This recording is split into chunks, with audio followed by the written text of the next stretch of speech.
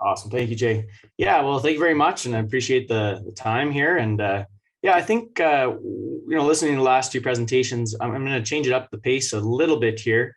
I'm going to dive into some of our trials and, some of these things we talk about, the right place, right timings, and how does it affect your crop and on your farm. So like Jay mentioned, we have a farm here, about 2,300 acres, and every year we take a quarter into canola. We have another quarter in wheat. But obviously for this one, we'll concentrate on the canola side of things. What we're doing on these trials when we're testing these different practices and these different placements, we're using a larger scale equipment, I would say, compared to, a traditional small plots. We're using 30-foot drills. So they're 30 feet by 400 feet long, and replicating our trials.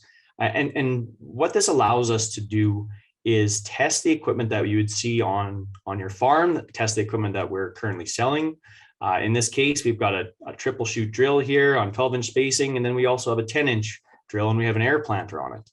So it gives us a lot of ability to test these different placements and practices. So the one thing I get asked quite a bit, what is fertilizer burn? What does it look like? And I think that this really ties into, some of the things on the right placement. And I actually listened to a presentation there yesterday from Kim Stonehouse, and these are some images from Peter Malecki from it. In wheat, it's kind of, it seems like it's a little easier to see versus in canola, but a lot of times you see these blank spots, and when you dig it up, you can kind of see the wheat does funky stuff. Canola wise, it's a little bit trickier. It doesn't seem to want to, dig it up and show quite as nice. What it really shows up as is just a blank placements and lower plant stands. So what we wanted to do here then was kind of look at canola is a very flexible, very elastic plant in general. So we actually set up the seed rate trial where we tried different seeding rates. And so we had 10 seeds, 5 seeds, and 2.5 seeds. And I'm sure many of you seen on your farms, if there's an issue or a frost or something happened, or just seeding a little lower, what you end up with these plants kind of like this on the right-hand side. In this case, I was only seeding 2.5 seeds, and I was getting about 2 plants. Then we move up to the 10 seeds, and we're getting about 6 plants. And you can just see how the crop and the plant themselves change. So when it came to yields, though, when canola, what it can do is has the ability to fill out, to get yield even with lower plant stands. So on the left-hand side, you have our 2.5 seeds. We're down to about 2 plants here. And as we went up 5 seeds, 10 seeds, our yield actually started to decrease. This is from 2021. We're getting about half the yields that we've had in the previous years.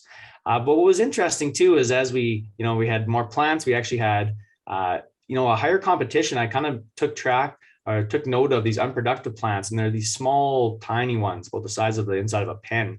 And as we had more plants, we actually had less productive plants. Interesting enough, too, as we seeded less, we actually had higher emergence. I think that this is an interesting concept as we move forward, but this really ties into our nitrogen placement and how it affects the crop. Now we can look at how our fertilizer placement compares to how we just had a lower seeding rate. So if we have a lower plant stand due to fertilizer placement, we can see how it compares to that other trial. So in this case, we'll have nitrogen close. It's about 1.5 inches away from the seed. We put it down in the ground. We put all our fertilizer in a sideband configuration. And then we had mid-row bander applicators on our drill, and we can just put them down. But what this really allows us to do is use the exact same equipment, exact same fertility rates, literally side by side, and just see what it does to the crop. And again, it really pertains to the right placement. And so again, we just move that nitrogen over, nothing else changes.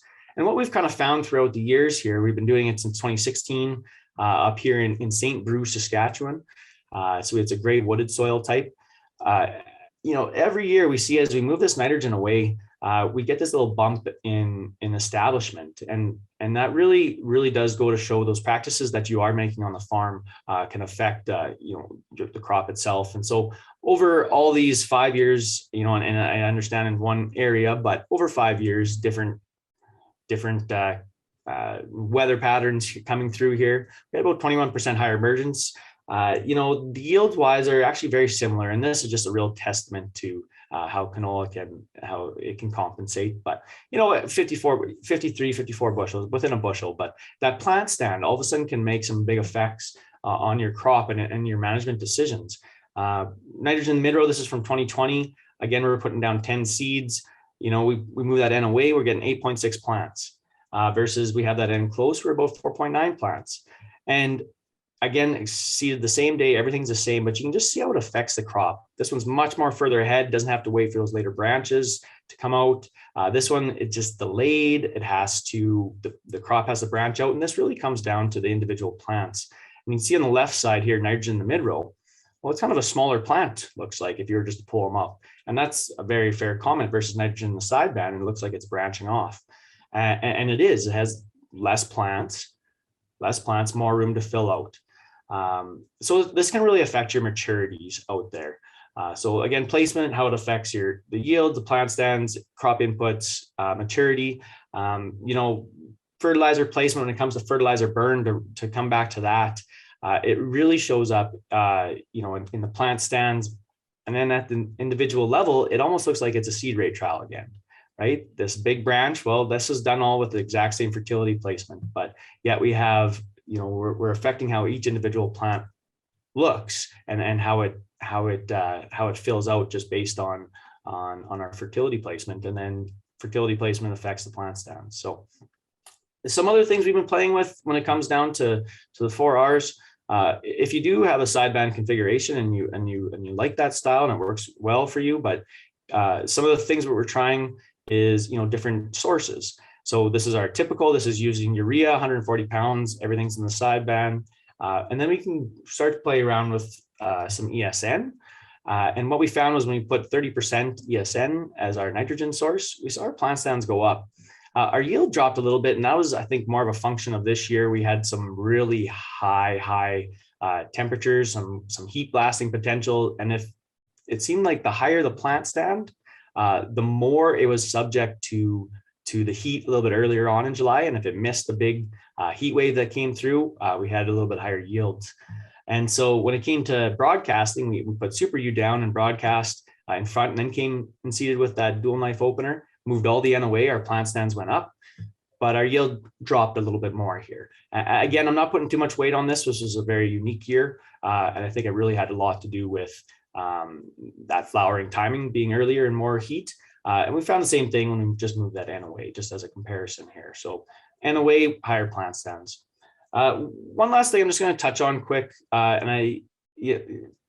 most common kind of configuration, I would say, from Bourgault is this placement with seed and seed and a little starter fertilizer, and then you have your mid-row banders and then nitrogen in the mid-row.